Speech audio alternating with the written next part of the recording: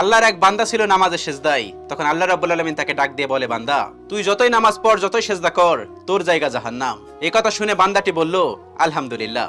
আল্লাহ তখন বলে, এই বান্দা, জাহান্নামের কথা শুনে কেউ আলহামদুলিল্লাহ কয়? বান্দা তখন বলে, আল্লাহ, জাহান্নামের মালিকও তুমি, জান্নাতের মালিকও তুমি। তুমি আল্লাহ খুশি হয়ে যদি আমাকে জাহান্নামও দাও, তাও আমার আপত্তি করার কোনো অধিকার নেই। আল্লাহ তখন বলেন, বান্দা, জাহান্নামে গেলে তুই পুড়ে যাবি, তোর খুব কষ্ট হবে। বান্দা তখন বলতেছে, আল্লাহ, কষ্ট শুধু আমার হবে না, তোমারও হবে। আল্লাহ তখন বলতেছে, বান্দা, তুই পুড়বি জাহান্নামের আগুনে, আমার কষ্ট হবে কেন? বান্দা তখন বলে, আল্লাহ, কোনো মায়ের কোল থেকে যদি কোনো বাচ্চা পানিতে পড়ে যায়, তাহলে কোনো মাই দূরে দাঁড়িয়ে থাকতে পারে না, দৌড়ে গিয়ে বাচ্চাকে কোলে নেয়।